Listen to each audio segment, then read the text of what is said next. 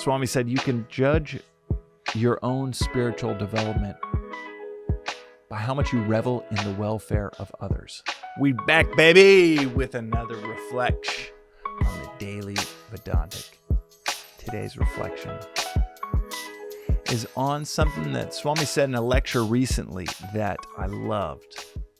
And my wife brought it up first when she heard it, and then I listened to it a few weeks later. There's this 3-year course that you can take from the comfort of your couch, from your phone, in your pocket. It's insane how easy it is to tap into this timeless wisdom from a tiny little ashram in India from the comfort of your couch. But it's the Vedanta World app that you can find on any phone app store. And it's a 3-year course. I'm in the 4th cycle of it. So your boy's been doing it for a while now.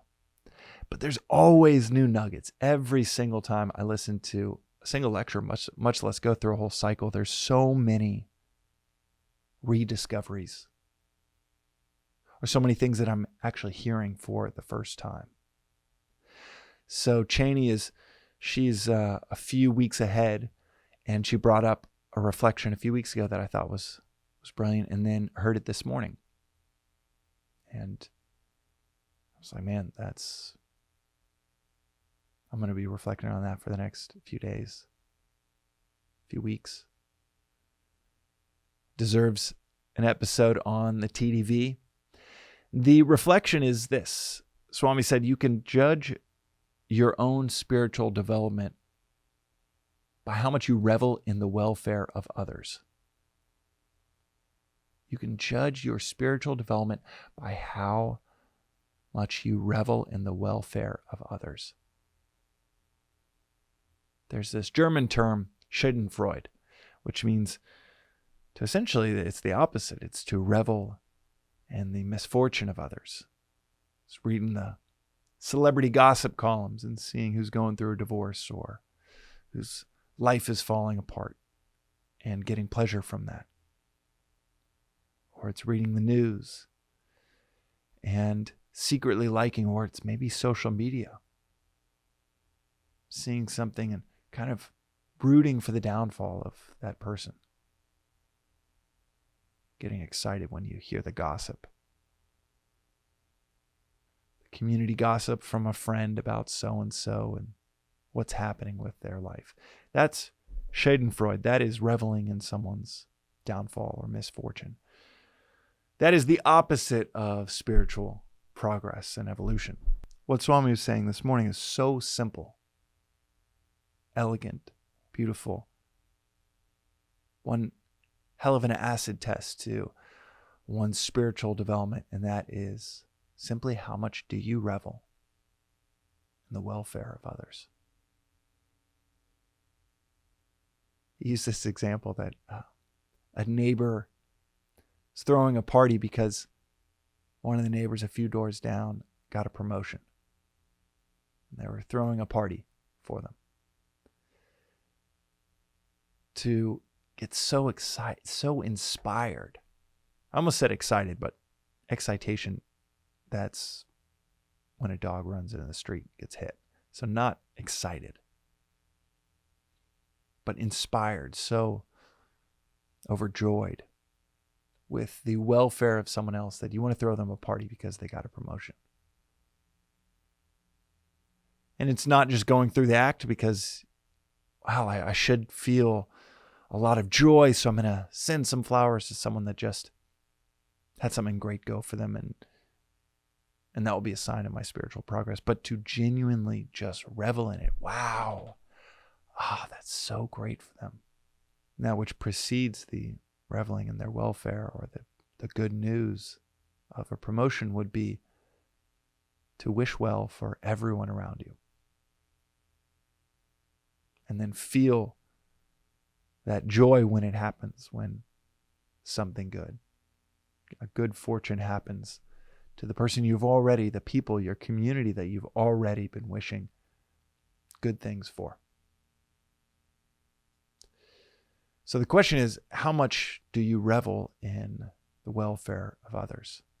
How much do we revel Do we get instantaneous joy when we hear good news from others? When you see that social media post of a friend and their good news, when you're scrolling through LinkedIn, which most of LinkedIn is total just self-promotion, but you start to revel in the welfare of that self-promotion. You hope it's true. I hope it's all going to plan for that. I hope that that person's life is going really well. I hope it's as good beneath the surface as they make it seem on the surface. I actually know. I hope it's better. I hope the brother-in-law, the sister-in-law, I'm excited. I'm almost used that excited word again. I'm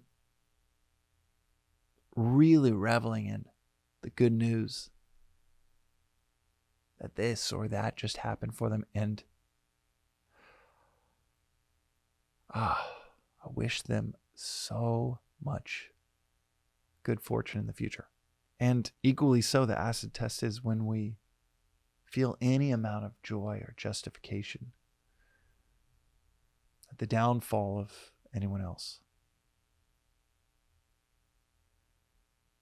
Someone may have wronged you and you harbor that, secretly wish that the world would give them their justice, and instead of that, they wrong you and you try to see, I see where they may have been hurt by something like this, or that's going to be really tough for them to have that kind of reaction to people around them when you have good fortune and they, I don't know, give a side eye,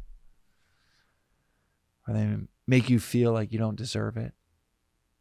Because life is tough for all of us that are looking for our community to have misfortune. And the tide lifts all ships.